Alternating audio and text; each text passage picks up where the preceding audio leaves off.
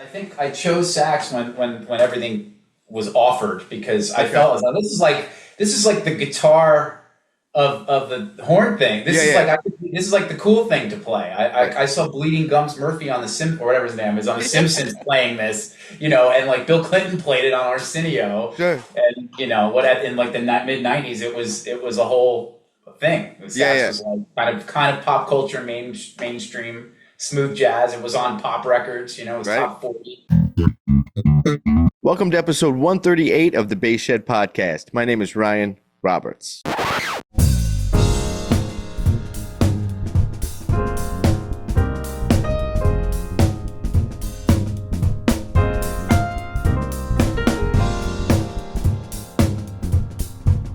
Hey everybody, thanks for stopping by the Bass Shed here on YouTube. Please take a second to subscribe to the channel and get notified about new podcast episodes that come out each week and some lessons videos that are going to be coming at you pretty soon. LemurMusic.com. Everything you need for the double bass can be found at LemurMusic.com. Shop their inventory of bows, basses, rosin, practice accessories, parts for the double bass, whatever you might need, LemurMusic.com. Also check out their inventory of electric basses. Stop by LemurMusic.com, use the promo code TheBassShed, all one word, for 10% off. Jerry Jamont, 15 Timeless Bass Lines, right? I've been talking about this book, and I will continue to talk about this book. It's a fantastic book that Jerry and I put together, 15 of his bass lines, quintessential bass lines I think everybody should know. I mean, they're woven into the fabric of American culture and American history and music history. They're fantastic bass lines, and there's two bass lines at the end of the book that are of Jerry's own compositions. Hot Southern Soul and City Blues, the bass lines there. Those are a little bit more advanced. Jerry was getting it on those bass lines. So check the link in the show notes for Jerry Jamont's 15 Timeless Bass Lines. We are looking to have it on Amazon very shortly. But get your copy of the ebook or the paperback version of the book. Now, I personally like the paperback because Jerry and I talked about this a lot, actually, about when you get a book, a music notation book, and you open it and you try to put it on your stand, it always collapses, right? The glued spine doesn't stay open. So the paperback copies are specifically spiral bound, so it will lay flat on a music stand. Jerry and I are very, very adamant about that. The copies that will be purchased off of Amazon will not be spiral bound. That's just an Amazon thing, unless I just printed up a ton and sent it to Amazon. But the Amazon print on demand service that we're using does not have that. To get the spiral bound, stop by the BassShedAcademy.org for the paperback spiral bound copy or the ebook that works great on tablets. I have a lot of music transcriptions and I have a lot of music notation pages on my tablet as well. That's another great resource for learning bass lines and learning music. So again, stop by the BassShedAcademy.org and check out Jerry Jamont, 15 Timeless Bass Lines. All right, what's up, folks? I don't have any, really fascinating news at the moment. I wish I did. It's kind of calm on the home front over here. For the month of March, I'm playing a ballet for the American Contemporary Ballet Company. So that's been taking up a lot of time. It's kind of what I'm up to gig-wise right now, and as well as teaching over at Los Angeles College of Music and doing some coaching at some high schools. That's kind of what I'm up to, right? Like, I wish I had some new news that, like, I just played Madison Square or something. I didn't play Madison Square. Believe it or not, I would have talked about that one. I definitely would have talked about playing Madison Square. But now, while I'm thinking about this, right? If I were to play Madison Square, who would be the best act? Who would be the act I'd want to play Madison Square with? Either I could say any act, because I just want to play Madison Square, or, maybe there's a specific thing, a specific act I'd want to play with. Nobody comes to mind about like who I would like to play Madison Square Garden with. The Pat Metheny Group. I'd like to play Madison Square Garden with the Pat Metheny Group. That's who I would want to play with, actually. Yeah. So, if it ever works out, that I either get to play with Pat or that I get to play Madison Square Garden. I hope those two worlds collide. Other than that, there's not a lot of new news.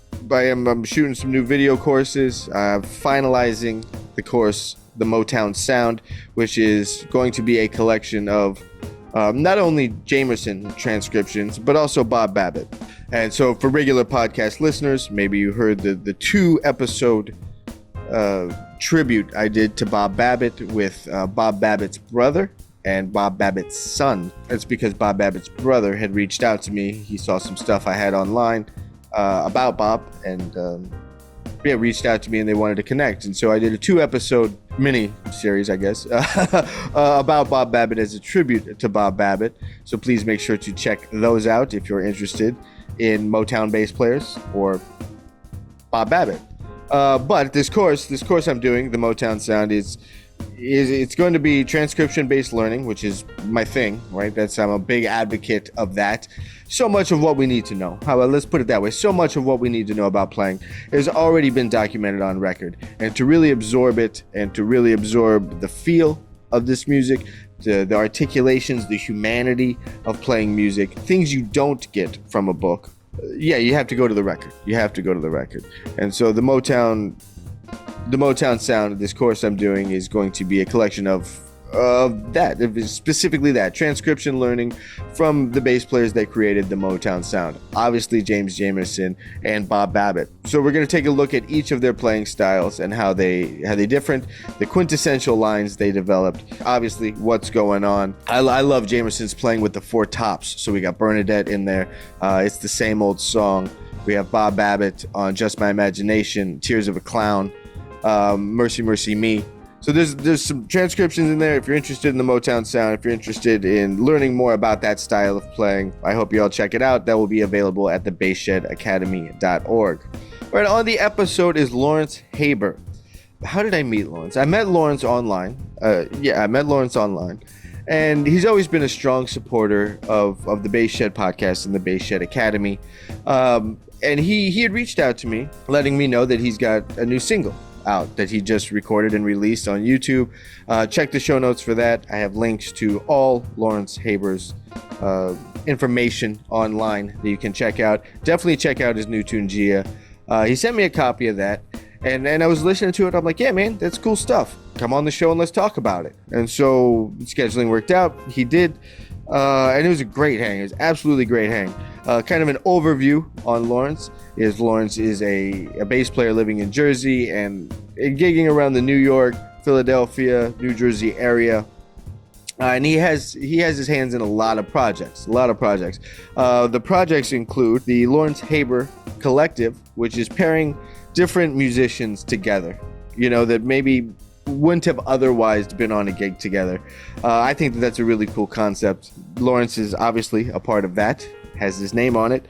He plays in a yacht rock band titled Ready or Yacht. Yacht rock bands, never, always hilarious. Yacht rock bands are always hilarious with the band names. Lawrence also plays with David Bryan, who works with Bon Jovi, and was a part of the Broadway show Memphis. Lawrence and I will talk about that. We'll talk about working with David Bryan and a little bit about the show Memphis. I was curious about that, and we had a very brief. We touched on it briefly, but I was curious about that and working with David Bryan. Lawrence also works with a company called Music Together, which is a children's music publisher. I think this is great. Lawrence and I definitely made a point to talk about this. I think this is fantastic about nurturing creativity in youth programs and things like that. Lawrence stays very busy doing a lot of things, and definitely check him out. Again, all of his links are in the show notes. Make sure to check him out, and make sure to check out his new tune, Gia. That is, at the time I'm recording this, available on YouTube, and he's working to get that out on other platforms as well. This is pretty fresh after he sent me the link on YouTube. And here it is. Here's my talk with New York, New Jersey bassist Lawrence Haber. You have a lot of projects going on, and I hope we get a chance to talk about all of them. Yeah, whatever. Just have fun. Yeah, but for the listeners, you're based in Jersey, correct? And you gig around New York, New Jersey area. Yes, you got it. Okay. What? Let's do a little getting to know you segment. What? Sure. Where are you from originally? Well, bounced around a lot. My parents were really great in this regard. Okay. I was, they're In this regard, it sounds like now you'll find out why. we're gonna get into some childhood trauma at some point. Like right It before we probably talk about shows flatline, minor it's gonna get neuroses. dark. Well, it's actually funny. So my family are Brooklynites Okay. and New Yorkers, real native New Yorkers. And my pop's from Coney Island, my mother from Canarsie. Anyway, my dad's whole identity is based in Coney Island. That whole thing, that whole theme park world of the Okay. '60s and '70s. Anyway, so we moved out to Staten Island, which is a typical migration for New Yorkers in the '70s and '80s. So we were there for a bit, and then we came to Jersey, Central Jersey, to a town called Old Ridge, which is really blue collar. And that was elementary school. Then we moved at the beginning of middle school, or whatever it's called, junior high, to another town called Sayreville, which is even more blue collar, like deeper blue collar. Okay. And then freshman year of high school, we moved to a real kind of white collar town named Alpin. So they decided to move me at the beginning of every new 4-year school cycle. Oh wow. Which is awful. So I'm a native New Yorker. My parents are out here 40 years. They still have the accents. Okay. They're most New York people you could ever come across. But I consider myself a Jersey boy. Okay. Okay. Yeah. When did you start playing? Oh my God, 1998. So I would have been 15, 16 years old, something like this. Okay. Was bass the first instrument? No, saxophone in 4th grade, which was a train wreck. Once my parents they couldn't afford to rent it anymore, and that was the end of that run. So, and then, but bass was the first serious musical endeavor. You don't mind if I take a sip? No. Cool.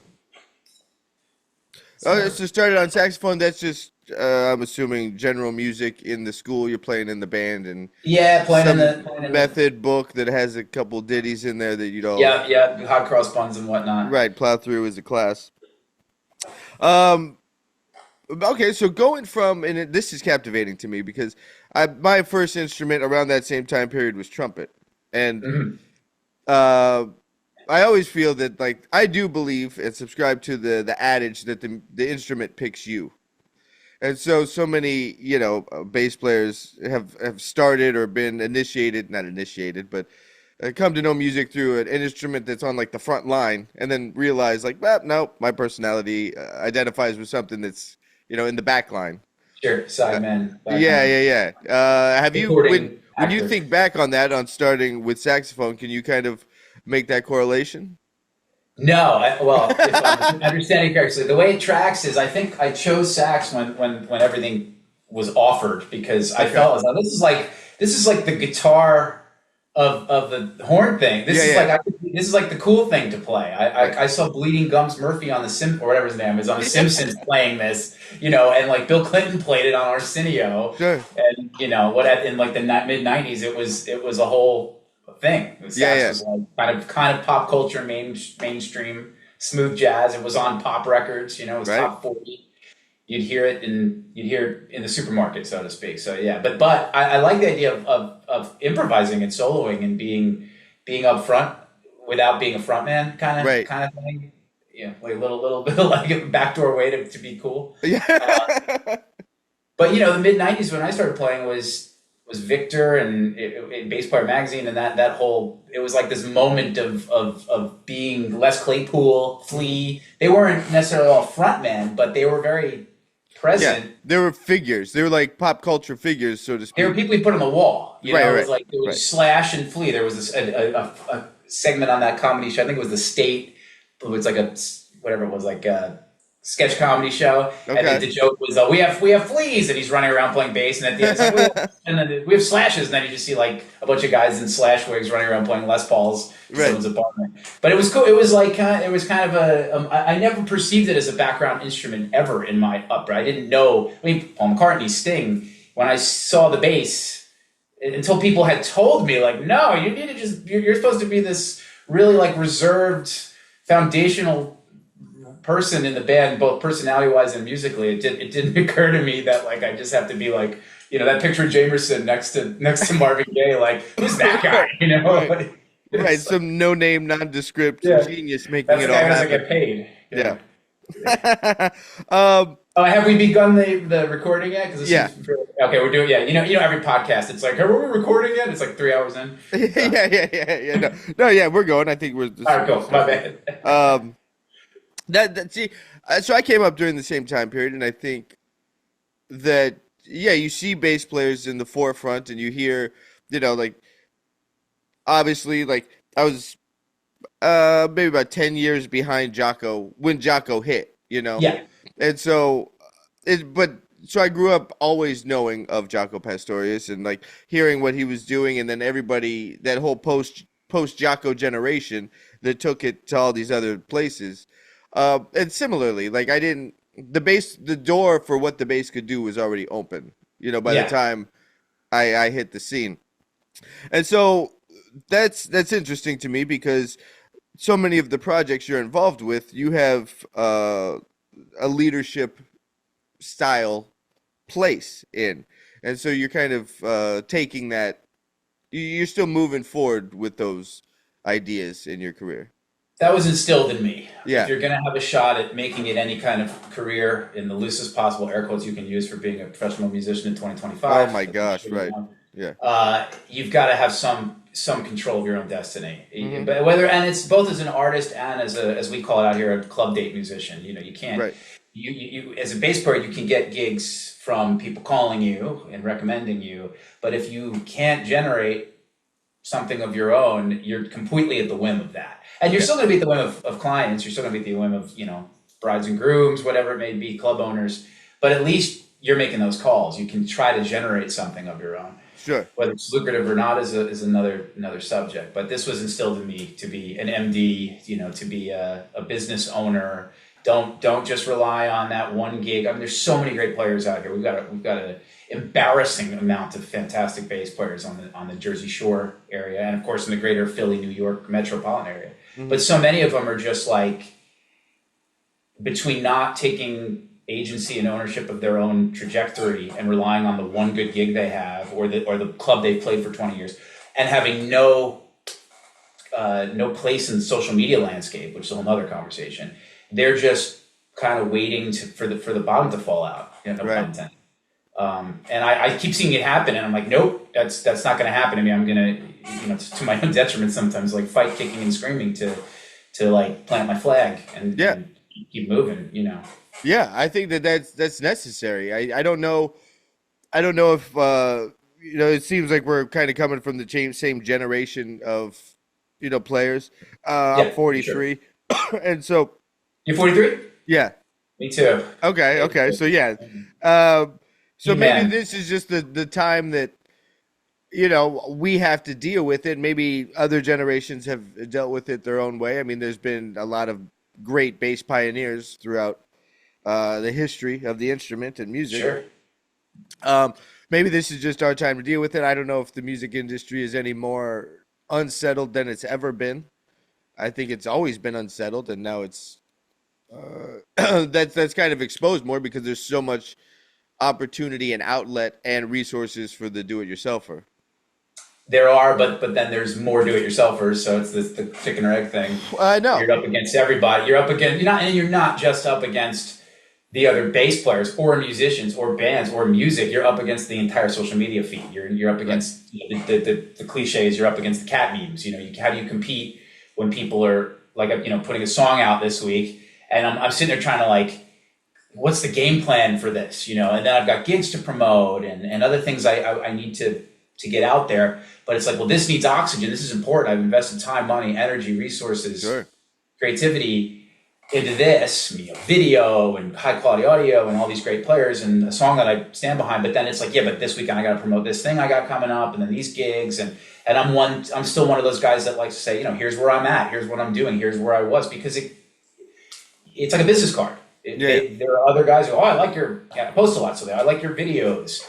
And I'm like, what does that even mean? I'm like, I think they just recognize that I'm present.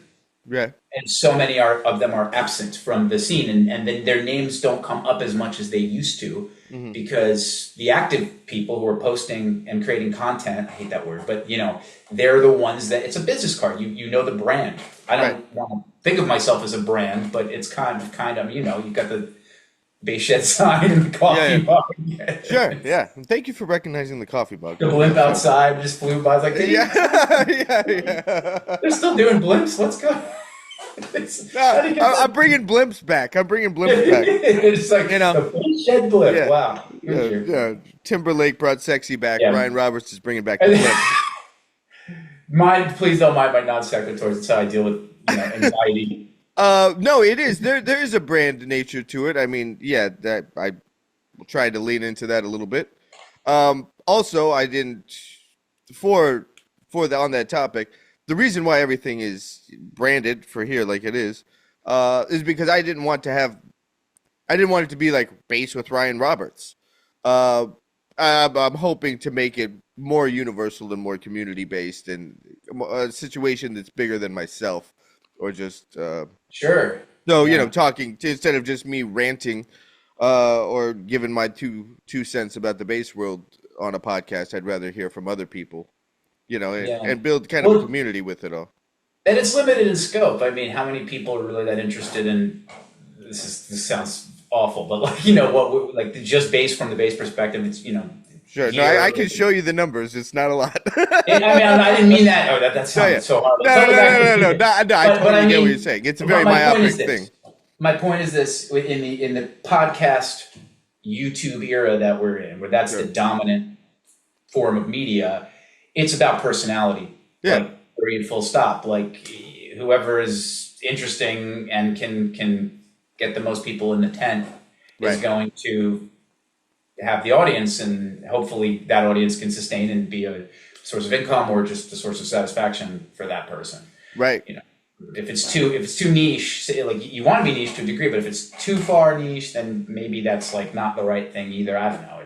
You look at I've been following like Scott's Baselands is a perfect example. Guy was a small YouTuber, 20 years ago, and now it's like this education empire deal. It's like, my dad will send me, Dad, check out this video. It's like something he put 3 years ago that was posted. It's like, the 10 best John Paul Jones basics. I'm like, this is something that nobody would ever have been interested in. Yeah. And he was like listening to Heartbreaker or something and like was Googling. And then he's like, I got to send this to my kid. There's some sort of power in that. I don't know. I think so. I think it's. I don't know if there's a point there, but. I think that there's, he's built an empire for sure. And what he's done is brought it to the forefront, and so hopefully, and like you just referenced, the bass is it's more of a conversation than it could have been, and more people are hip to what the hell we do. I think he's Bass Player Magazine. What Bass Player Magazine was in the 90s now has just been ported over to his YouTube presence. For better or worse. But that's not something that I'm interested in. Like I like to make educational content, but I want to engage people. I don't have to try to constantly figure out what my audience wants. I just want to find the people that are interested in what I'm interested in. I'm 43 years old. Like I'm not gonna. Yeah. I like that perspective, and I remember talking to a friend of mine when all this was kind of getting going, and I was, like, what the hell am I doing? Like I'm dumping a bunch of time and effort and resources into trying to build a thing, and like. At the end of the day, who really cares? And my friend said something that was pretty poignant, which was like, man, you do. Yeah. And I'm like, okay. He's like, one, that's enough. And two, if you do, someone else will. Well, I mean, I'm like, okay, that's solid. This is going to sound like brown nosing, but I think maybe it was Steve Jenkins or Hubert. I can't remember who you interviewed. It was like maybe 2 or 3 years ago or something, like post-COVID or maybe right before. I don't remember. Okay. And I was like, just looking for stuff and a podcast, or maybe it was Google. And I was like, oh, cool, another bass podcast. I'll check this out. And it was really good. You were very engaging, and it was whimsical, funny, biographical, but not like, so when did you start playing bass? So I was digging it. Then it became sort of appointment listening, like, oh, this is in my feed, cool. And it's not like all the time where it's like, oh, he's putting out another one every day, so then you just like don't even listen to it. For me at least, you figured out like if there's 1,000 of me, then you're in good shape. Well, thank you. I think what you do, man. And you've always been a supporter of what's going on here with the podcast and the Bass Shed Academy, and thank you for all that. That means a lot. So let's talk about the projects you have. You have, and I will let you pick which one you want to Yeah. start with. So you have the Lawrence Haber Collective that you Yeah. run. You are part of a yacht rock band called Ready or Yacht, which ju- just as topic. I don't know if I We're on notice our it third more with. name, by the way. I don't know if it's. I notice it more with yacht rock bands or not, but they have the most creative puns It's for tribute ridiculous. bands. There could Yacht be an rock is. entire AI just to naming these bands. There's so many of them now too. You work with David Bryan, and David Bryan did worked on the Memphis show on Broadway, correct? Yeah, yeah. I mean, he's someone. He tends to pop up a lot in our general region, and we end up on gigs together from time to time. And it's one of those things where he's like in the Bon Jovi world, and then there's like this whole these tentacles of Bon Jovi adjacent people Yeah. that all play gigs around here. Like I don't know if Hugh McDonald. He's a fantastic bass player, by the way. I don't know if he's still in Jersey, but there's like Graham maybe from Joe Jackson as part of that circle, and then this cat Arna Went, who I play with from time to time, who's on my tunes. He plays in that circle. So David Bryan's like this kind of he's the one Bon Jovi member in Jersey. And for your audience listeners, there's Springsteen and Bon Jovi out here. That's like the two big. Yeah. That's our legacy in New Jersey. Now, But between the David two, Bryan is like is there a divide? Is it like a Beatles Stones thing? Like it's which camp you identify with more? no, it's honestly, I thought this was really cool. We have this big music festival here in Asbury Park, which is a whole scene called See Here Now. It's phenomenal. Like there's always a major act. Like I think one year they had like Foo Fighters, Pearl Jam. Last year Springsteen closed, and a bunch of local sort of more interesting, esoteric, artistic people will open. It's great. It's kind of the ideal thing you want. You want like a huge headliner, Yeah. and then local talent. Sure. And so someone had said last year when Bruce closed that it's Bruce's city. We're all just pretending like Yeah. he's the man around here. Yeah. And Bon Jovi's part of that, but Bon Jovi was like the local boy who I grew up in Sayreville where he grew up, and he's like the local boy who made good, and it's almost like people act like it was some kind of weird luck, like he's the one that graduated and actually got famous. Yeah. But it's Bruce land, and the funny thing about David Bryan is he's just active. He's out and about. He'll show up at people's gigs. He sits in a lot. He throws cool parties and has musicians. He's a sweet guy. He's a sweetheart. Cool. So every now and then I'll end up on something with him, but he doesn't. To my knowledge, he's not doing a lot of like recording and releasing of anything at this point that I'm aware of. But whatever. How much do you know about this this musical Memphis he does? Because I was friends with a singer, and her dad was Johnny Taylor. Okay. So, like, first dude to ever go platinum, signed on Stax. I think the single was it's either Who's Making Love or These Last $2. Okay. Yeah, I didn't really make sure I got those titles correct, but I know she was kind of involved with that because of her lineage, and there was like a Stax review. Is this Broadway show Memphis a bit of a Stax review? I've not seen the show. Okay. You're asking the wrong guy. All right. I'm just curious. I I thought dig in maybe more you know. on it. It's I think as far as I know, it's something adjacent to that. I mean, there's some of these Broadway shows now that are just kind of like loosely based on the music that's Right. within the the Right, so they don't have to pay licensing. yeah, there's licensing and get the actual narrative correct and the characters correct. Right. Yeah. Another project you're involved with is a Childrick music publisher titled Music Together. So here we got 5. Which one you want to dig into? Let's talk about. I would like to. Well, firstly, the most important thing to me right now is my own original material, and I just released a single. That's right. Called Gia on Wednesday of this week, whenever this comes out. It's on great video we just put on YouTube. I'm real proud of it because I actually did the video editing, which I'm awful at. But I wanted to really go down this path of being an artist in my name, but the theory is right. Good, simple material that you believe in, and hire incredible players that you know. And I really wanted to cast it based on people that play really well, and who are also just good people that I want my name associated with, and Yeah, and I mentioned Arna, who plays with Bon Jovi's Kings of Suburbia, but he's just like such a well-rounded musician. He can play any style, and I like people like that. He's not stuck in one idiom. And my music is leaning that way in terms of the fusion that it represents. And then Connor McCarthy, who is a name I wish everybody knew. He is a brilliant guitar player. He kind of fuses the Schofield with the. Sometimes it gets a little bit. It can get a little Matheny, but it can go full on classic rock. Okay. Angus Young. He's got a concept. And that's the thing. I look for people when I'm doing original stuff that have a concept. There's a point of view. There's something they're going to bring. I can give them ideas, but then I know they're going to put it through this filter, and it's going to be like coming out. It's going to taste how I know they can cook. Right. And Connor's just fantastic. And then on this particular tune, the other players, Dan Perez. I think he's a Berkeley guy. I think he went to school at Esperanza and Hiromi or something. He's very like understated in that way. He'll just you mention that like in passing, and I'm like, that's interesting. Yeah. But super humble. We met on a Neil Diamond tribute show like 15 years ago. Nice. What was the name of that band? Neil and the Diamonds. You can't make it up. It's really that music is no joke. Honestly, he wrote some weird pop tunes with some historical lyrics. So Dan's fantastic producer, and then my friend Duke Clement, who we have an interesting history, having played a lot of the Jersey Shore club date circuit, wedding circuit, bar band circuit together, and then wanting to kind of break out and become artists and really do it the right way, not compromise. And he took that step first, and he has some really great songs out.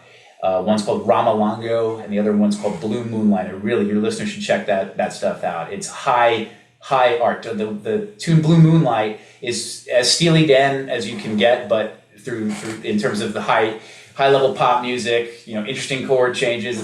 You wonder at first what's going on. Yeah. And the playing he's got a great cast of players. So that's like the through line is I don't want a band. I don't want, I hate clicks. I hate clickiness. I know it's unavoidable. It's just antithetical to my whole thing in life. And so I like the idea of casting, like Scorsese, like who do I want? Who do I get? Who do I know? Who can I try to get that I don't know that might be a little, maybe higher up on the food chain, so to speak.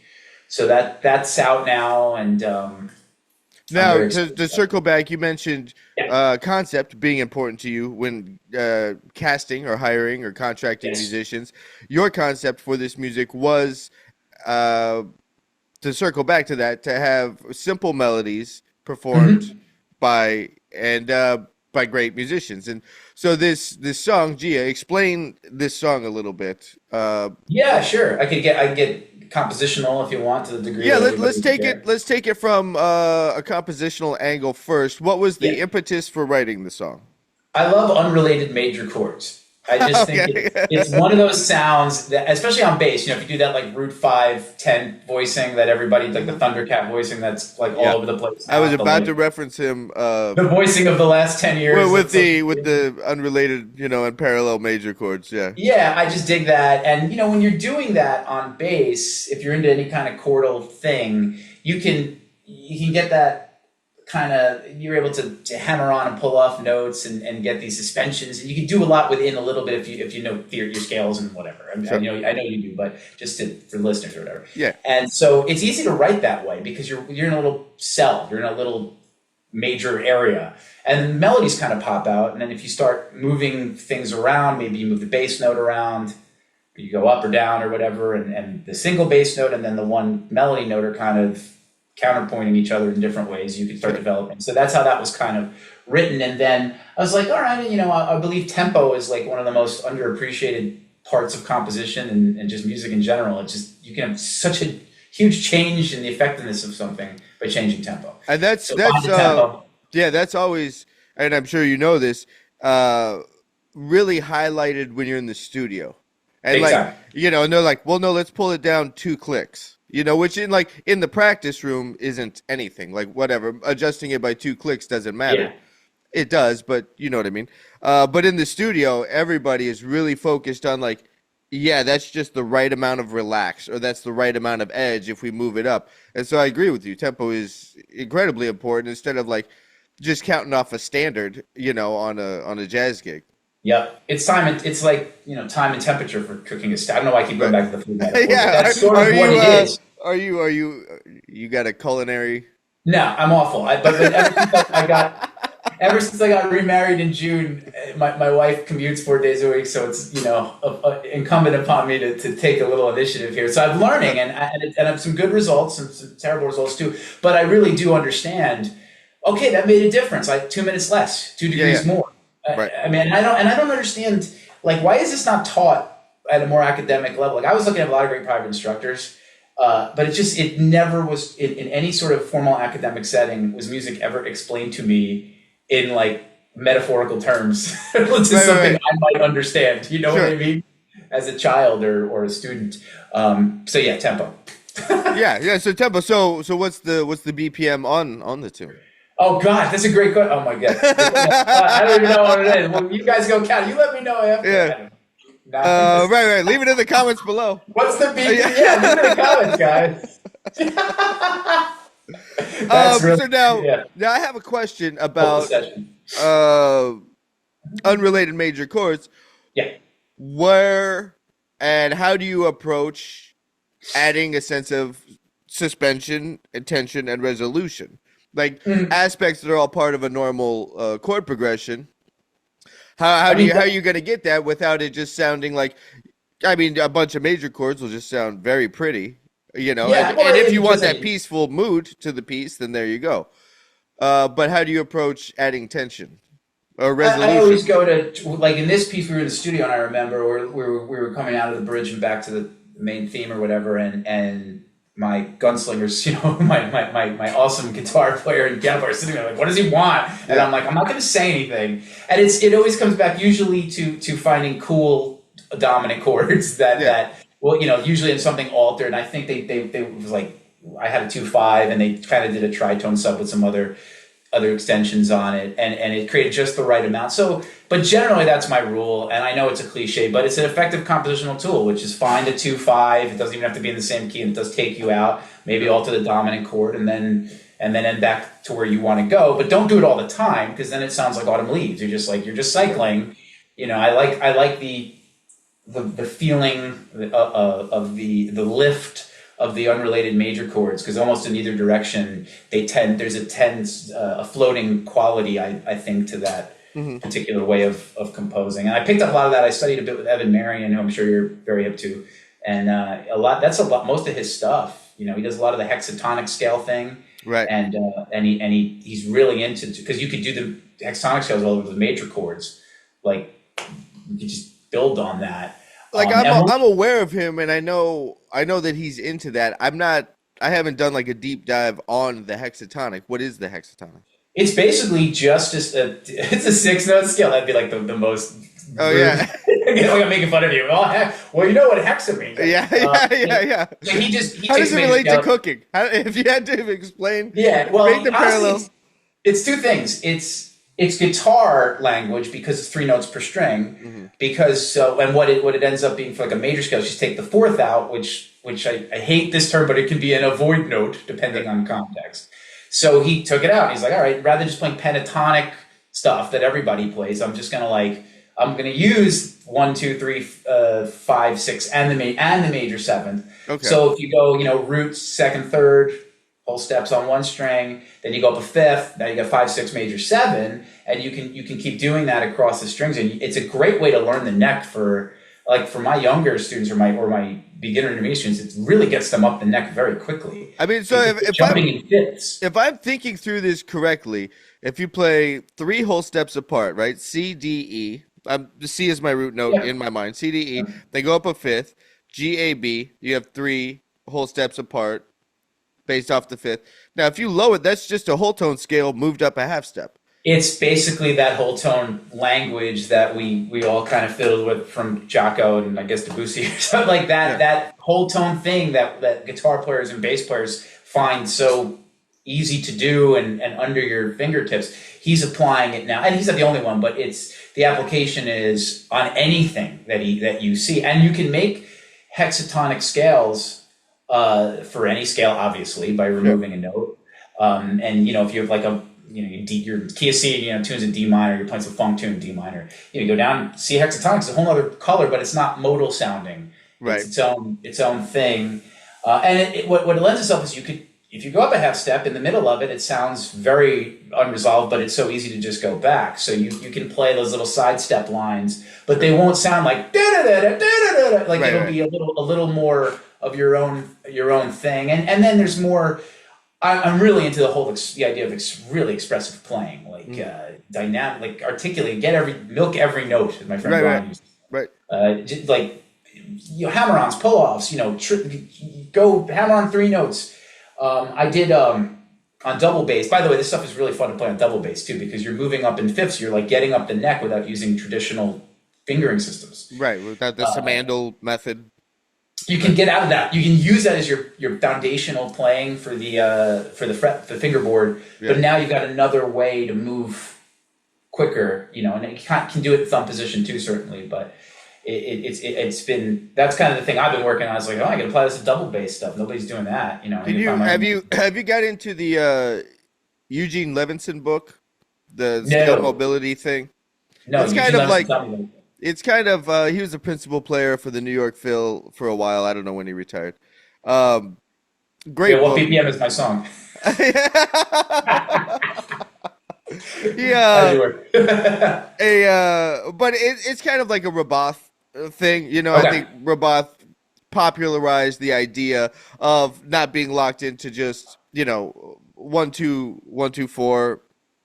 And like creating this stretch and a little bit more of a spider around the neck. And he's got this scale book with all these systems about where you cross strings in your scale patterns and stuff with these stretches. And it seems like being able to get some bigger intervals out per string or string crossing, like next adjacent string, would lend itself easy to just grouping 3 whole steps and then moving up a 5th and grouping 3. Yeah, it's really guitar stuff. If you think about how guitar players all their tricks are within like little 3 fret or 5 fret, I guess, stretches. Right. But they're able to play these 3-note grouping. Like Eruption is a good example. Sure. It's easy to do that with light strings and a smaller neck, but right. I was going to say it's also easier to do that on a 28-inch scale than it is at 35. We'll be back right after this.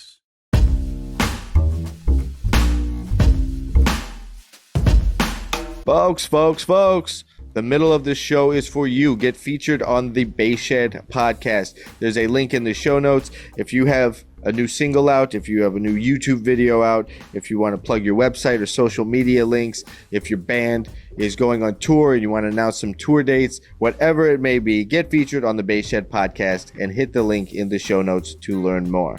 Excellent, sir.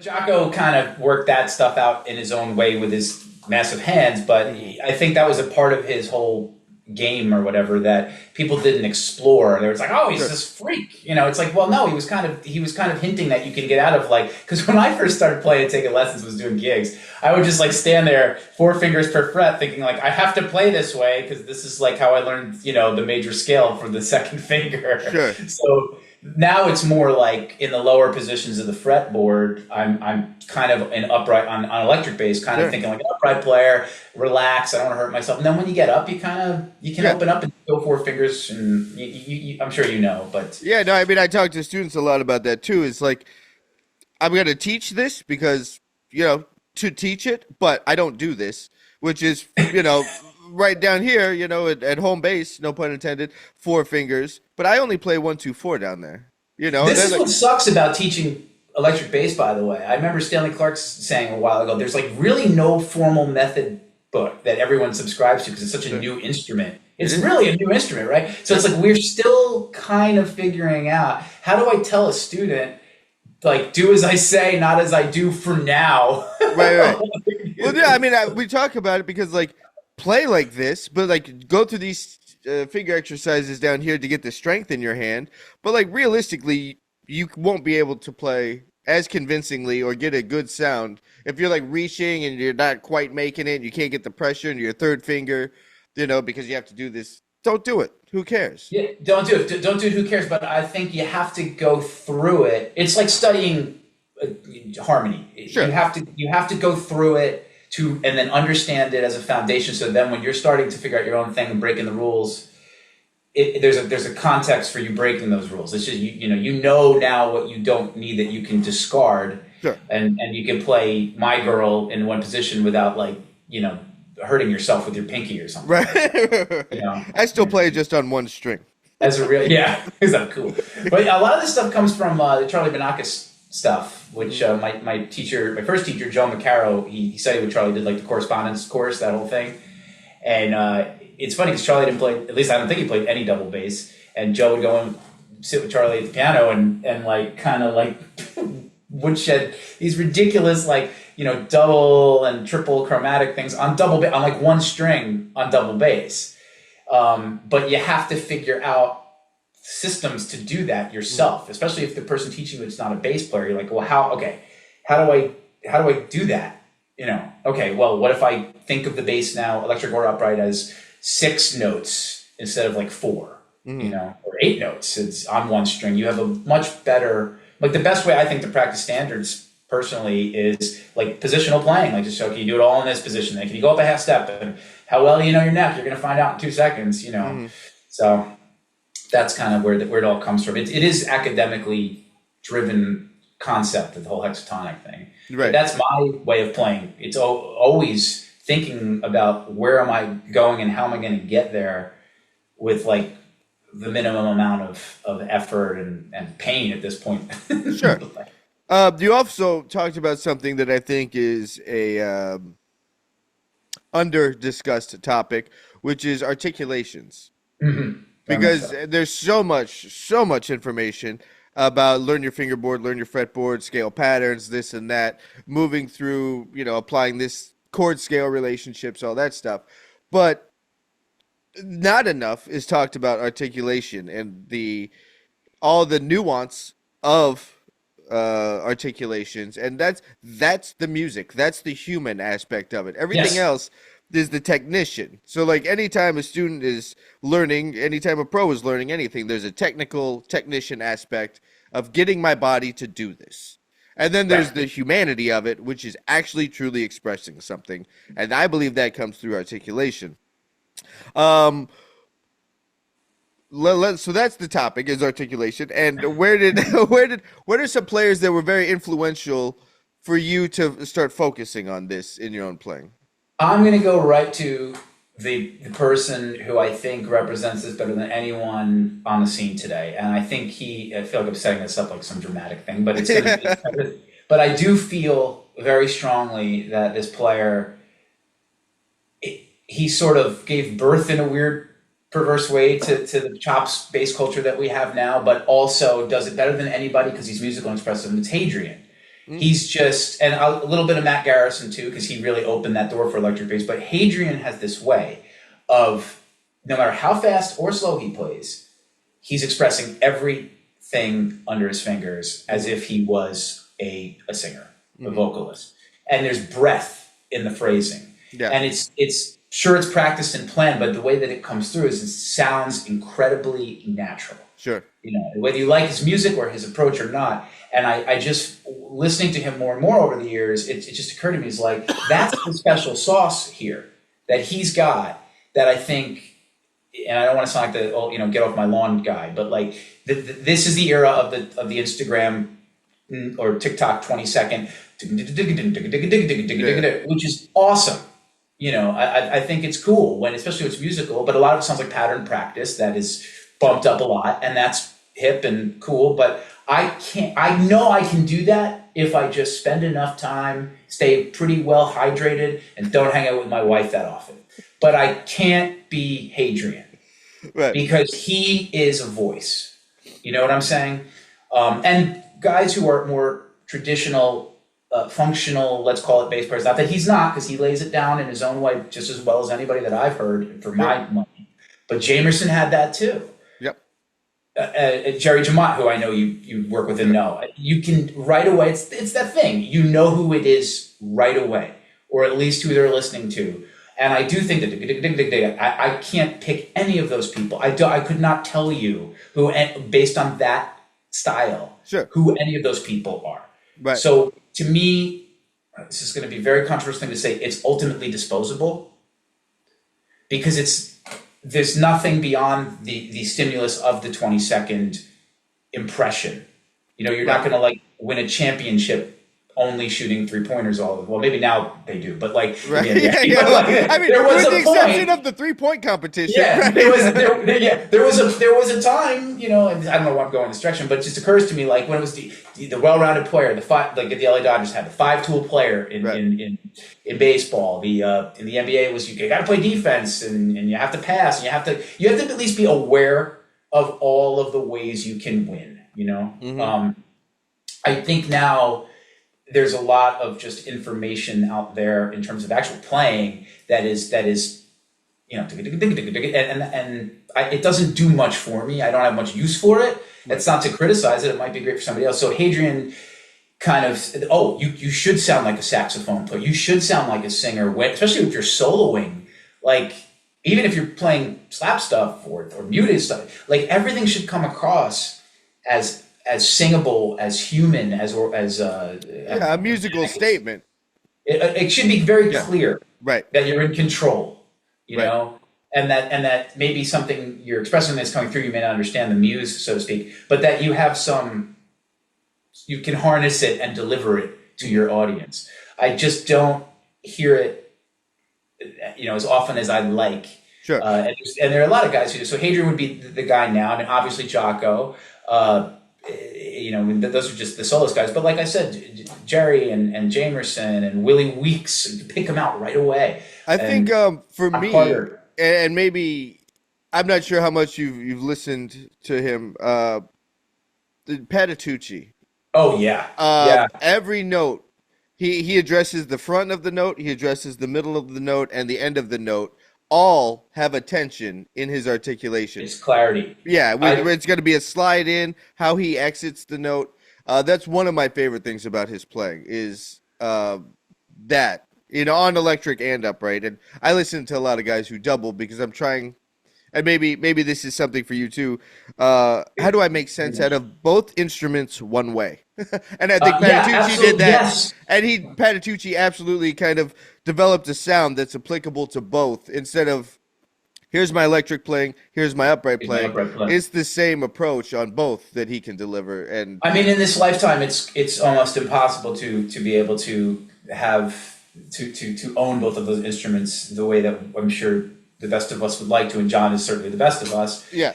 So I think what he did, I don't know if it's any kind of compromise, but he said, okay, I'm going to make sure I sound like John Patitucci needs to sound on both of these things. I totally hear that. You know who else does that? Is Brian Bromberg. He's not going to get the credit. Because he's so much in like the smooth jazz world, I guess he doesn't get some of the props and credit, but he's always done that. Like he's got 2 albums called Wood, like Wood and Wood 2, where he plays standards. Yep. And it's just, you know, maybe it's not the hippest New York, you know, jazz group around, but man, it's like the cats at Smalls aren't checking it out, but everybody else is probably. But I don't care. Like to me, but again, at 43, I don't care. Like I did it 23. Like, I need to do that, you know. Right. But he's Mike Patitucci. He just manages to sound clear and confident. And like you said, entry, the middle, the exit of every note choice, rhythm, space, the rest, it's all right there. Yeah. I saw John play last year with Brian Blade and Chris Potter in Manhattan. So, you know, no guitar, no piano, which is well, this interesting. Probably the precursor to his latest record. Yeah, probably whatever he was preparing material in it. And Brian Blade was the revelation on that. We were at the Vanguard. That was like, talk about dynamic range. Yeah, I mean, that place is a living room basically, you know, and if I could have had him in my condo and he would have been whisper quiet and effective, and then when he was on fire, it would have been, he really had it under control. And but watching John play and watching his left hand, you know, just seeing the way it was very inspiring. Yeah.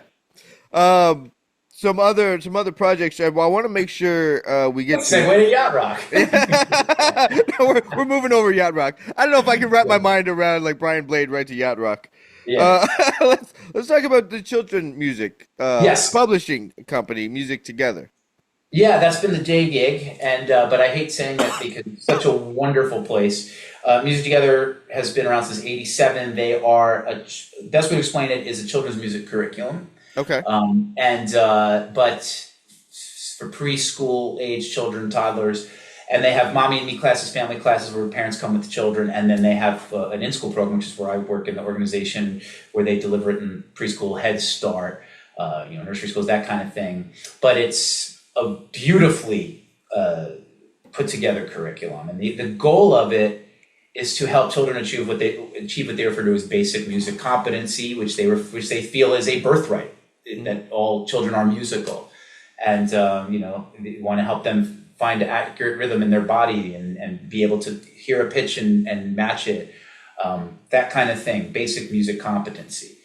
And it's an immersive experience where the music is of the recording. Like if they have a reggae tune, let's say, like the owner of the company will go to Jamaica. He'll listen. He wants to make sure it's authentic, and that the children.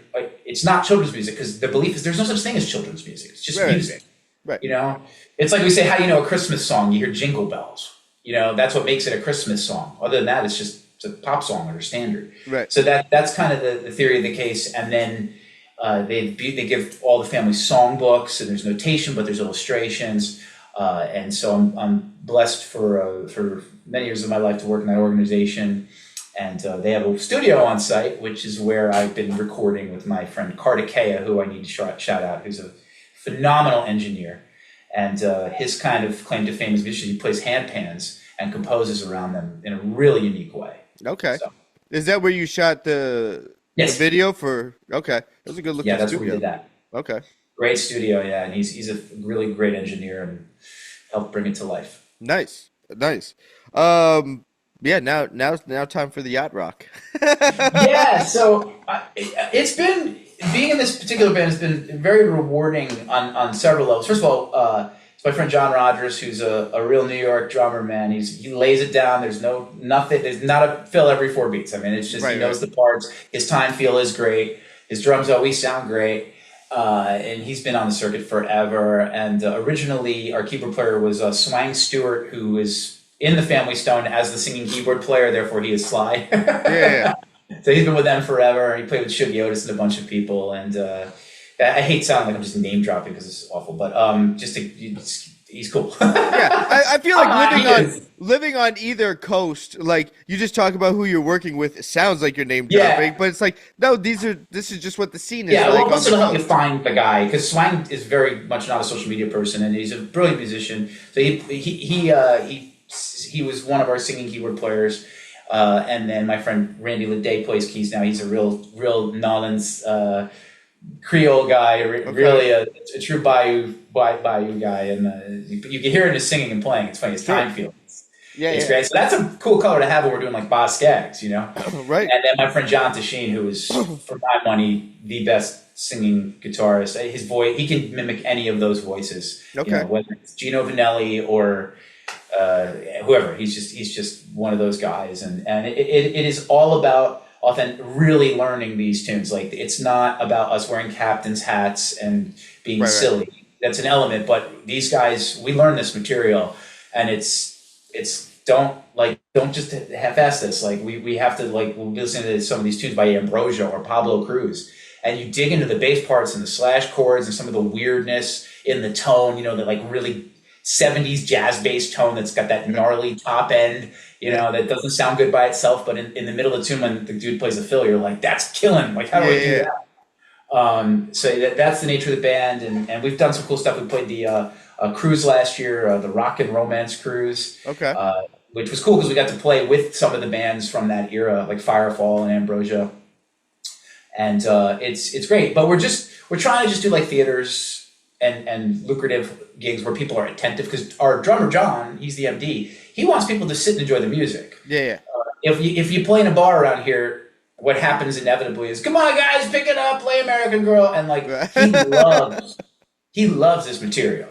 Sure. It's been his dream to do this kind of music before this term yacht rock. Okay. Sort of. So that was like a COVID era project where it's like, well, I guess now that we're all home, like once things open up a little, let's just get together and learn some of these tunes, see how it sounds. And it sounded fantastic. We've got to get coming up in June at the Lizzie Rose Music Room here in Jersey, which is a great spot. And hoping to play the Cruise again. But I'm digging into that material. Yeah. And having to sing and harmonize. It's a masterclass in being a. Had you been singing bass player prior to this project? Is that something that was okay? But this brought it to another level where I realized how you got to have your act together. Right. You've got to know where you're going on the bass. Your time feel cannot suffer, and your vocals have to be on point. You can't miss your harmony because you're like looking for a note or you don't know it or whatever. So how has it changed your bass playing? More efficient. Okay. More efficient. You kind of know where the holes are on either end, where you can take a catch breath as a singer or play a fill, or you have to learn the part. But then there also is like, okay, the pulse of this tune is here and the kick drum is here, so like that's got to always be in my playing, no matter what if I'm singing. Like I can't lose that. It's okay, if I can't do all my bass stuff, my little tricks or whatever. But your that hexatonics, they can't do that. But that has to be there the whole time. You can't lose that. That's been the most revelatory. I think that's the word. The best learning experience from being a singing bass player in that band. Mm-hmm. And then just harmony, man. Like that will teach you really quick how to. If I have to play this crazy bass part or this difficult thing or these changes, that note has to be in my brain. Like we do this tune by Ambrosia called How Much I Feel, and the bass just moves all over. He's walking the changes. There's some weird slash chords and things, and then I'm doing different harmony parts. So it's completely worked out in the shed, and it's just repetition. And that's the other thing, repetition. Just whatever you're working on, just keep doing it. Like you will get it eventually. So has it? You were singing before doing the harmonies in the Yacht Rock band. When you started singing, did that give you a deeper appreciation for the simplicity of a bass line? Because now you're realizing, like, I don't sing. That's not part of what I do. I chose that very early on when I was like 18, 19, kind of coming up, it's like, oh, you got to sing too. You'll get more gigs. I'm like, no, I'm just going to do the gigs where I don't have to sing. Cause I want to just be good at this thing. I don't want to split my time. So I chose that early on, but I'm fascinated by it because I don't do it. What that does, like when you start writing or playing piano, you have a deeper understanding for a simplistic bass line. And so how does it now, when you're working out complex harmonies, how does it make you appreciate the simplicity of a bass line? I guess it makes me appreciate the simplicity, but I think placement would be the biggest thing. Okay. And of course, note duration, which is the other bit of huge bass playing. and highly. But it's kind of the whole game. I mean, where you open up or close for the snare on a pop gig, or where you're swinging with the hi-hat or whatever, like, or the ride, like that's it. I mean, that's all the band is really listening to. And I do a lot of gigs in a lot of style. That's really all they want. They just want that. You don't want mistakes, but they want that to feel good. Like I sat in with a jam session thing last night, and there were a couple other really great bass players there. And I got a lot of nice compliments on feel. And I always was like, what does that even mean? You're feeling great. And I know what it is at this point in my life. I'm paying attention to those things. Sure.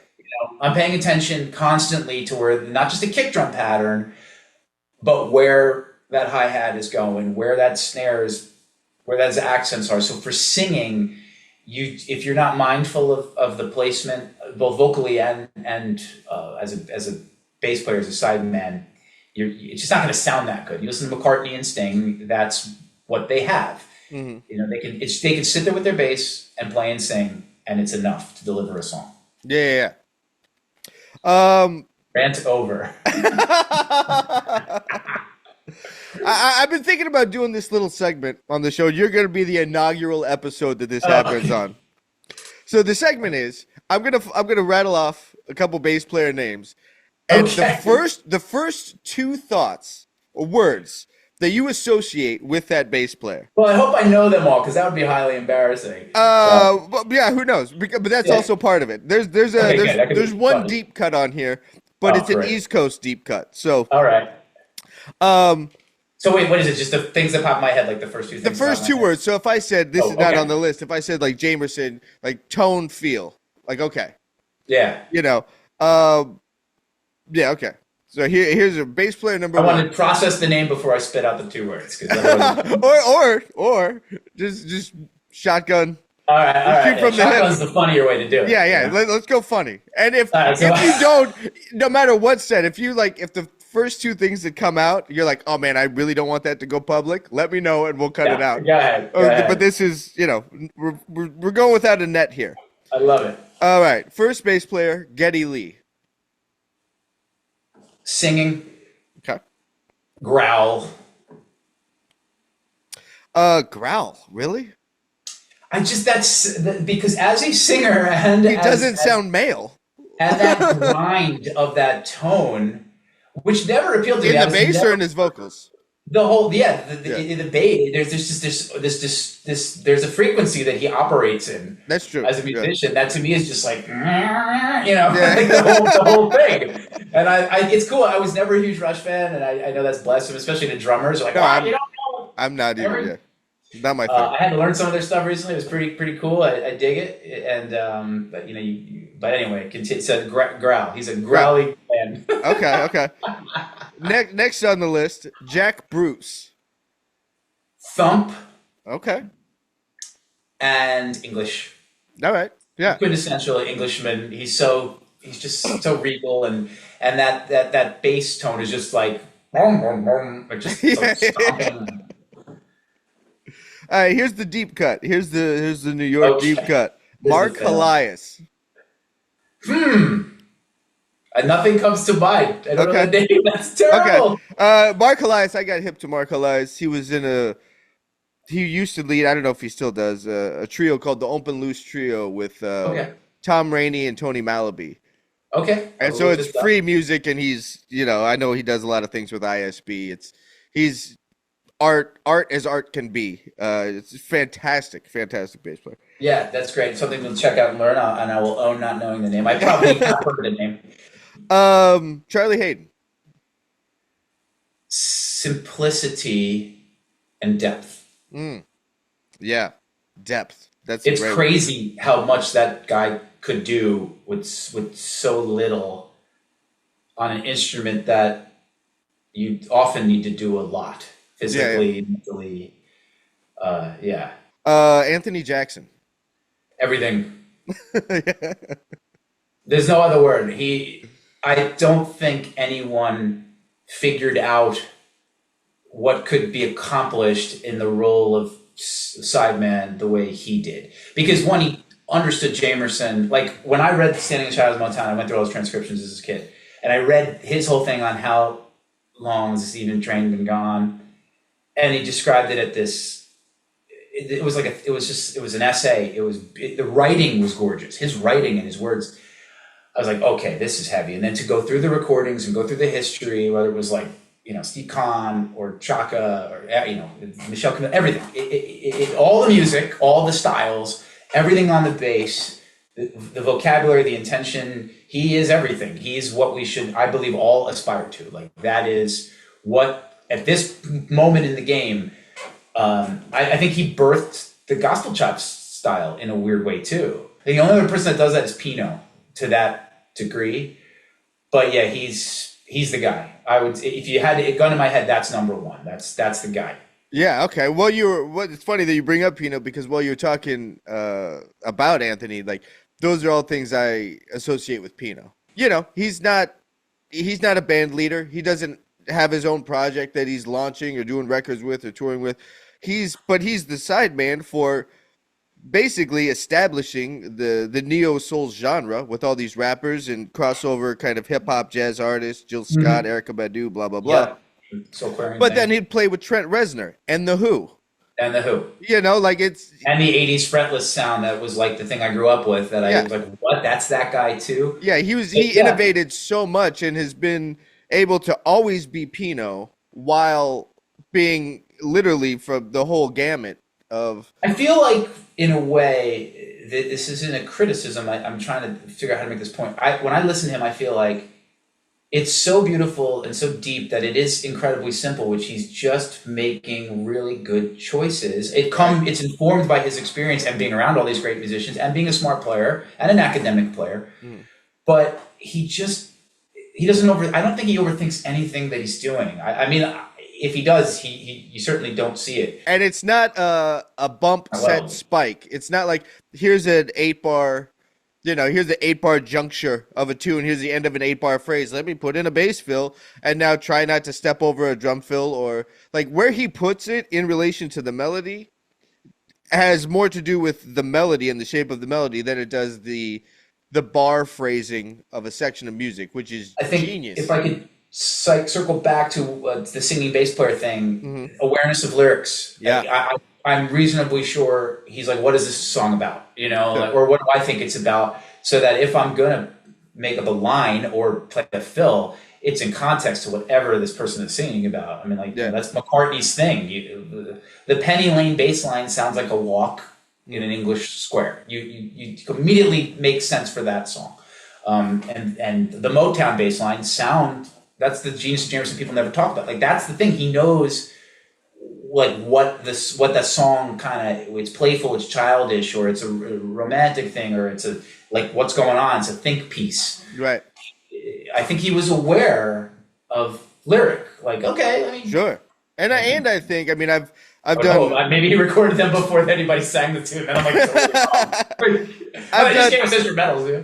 I've done a deep dive on Jamerson for a course that's coming out later. Right on. Very cool. And really did analyze a lot of those pieces, and harmony influenced, I think, Jamerson in a way, not just what his No Choice was and figuring out the scale, but if you look at the song I Was Made to Love Her with like dense jazz changes, he plays it like a jazz tune where it's very live. And then if you look at more pedestrian chord progressions like My Girl, he plays the bass line more pedestrian.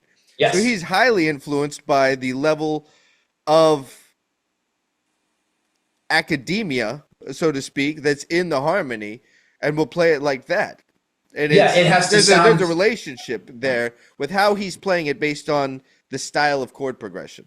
That's a great observation. I never quite thought of that, but I think that's absolutely correct. And I think Pino does that too in a different way. I mean, he had to know famously the right amount of behind the beat for those Voodoo sessions, and I don't think any other human on the planet could have done that. Right. I mean, that was a deep mate. But who really? I will never understand that music. I love it, and I'm sick of everyone trying to figure it out. I get that there's a sort of a concept of like 5s and 7s, couplets but I just think it was like, all right, I'm in the studio with these guys. I got to figure this out. What do they want? So let me just go completely antithetical to what I did in 1985, and let's see if I can get used to that and make it work. Which is an awareness that is, I think, rooted in both academic understanding of music and rhythm in this case, but also in knowing the reference points that these people have. Yeah. I remember reading when that record came out, Bass Player Magazine, when it was still called Bass Player Magazine, did a piece on that and what he played and, the signal chain he used for that session. And he was talking about it. And, him, Quest, and D'Angelo would just sit around for hours listening to Prince. Just hours studying Prince. And I think, and I don't remember exactly the interview, but that I read, whatever, 20 some years ago. But the fact that they're there and they're as a collective who's going to be presenting this music together is absorbing the same information at the same time and talking about it together. I'm sure a lot of those conversations and that hang led to those feels. So it wasn't just like he's in the think tank trying to figure out, how far back should I lean back? Like they're just there hanging out, probably getting stoned, And Yeah, you know, it's in the music. yeah, exactly. And then it's just like, okay, cool. That creates a solidarity when you Yeah, Beatles in finally have India, recorded. basically. Yeah. You know, it's like the Beatles going to India. And okay, I'm not trying to segue to my own stuff, but like before I sent my tune, like I contextualized, like, I love Bright Size Life as I want that aesthetic, at least. I'm not saying it's that, but listen to this tune, listen to this style, listen to how the guitar. Don't do it, but just absorb it, get it in your head. Try to see if you like it. If you don't like it, let me know. We'll talk. Maybe it's not the right for the session, or maybe you're going to bring another thing, or you'll ask questions. It will lead to a conversation. It's the waiter asking, "How do you want the thing cooked?" You know what I mean? Like you can't just go blind. So it's kind of heartening to know that like these superheroes of music were just like sitting around smoking weed, like. Yeah, it's just listen to this song. Like, who's playing here? Yeah, guitar part. Like, like learning out, and then being like, "Yo, what if on this track, Pino, you did that, but you did it more? Yeah, let's go in and do that." Right. I like to think that that's how all the music I love is sort of made. It's made in sympathy like that. It's not just some weird like here's the charts. Yeah. With some J.B. Abersol count off. 1, 2, 1. Man, this has been great. This has been great, dude. What a pleasure. I can't tell you. And I love the show. I love what you're doing. I love what you're bringing, the education, the transcriptions, and giving Jerry Jamot some love. That's cool. Yeah. Yeah, man. That's Jerry's killing. This has been great. And anytime you have some new information, come back on. Let's talk about it. Much appreciated. This was a great hang, brother. I keep doing what you're doing too.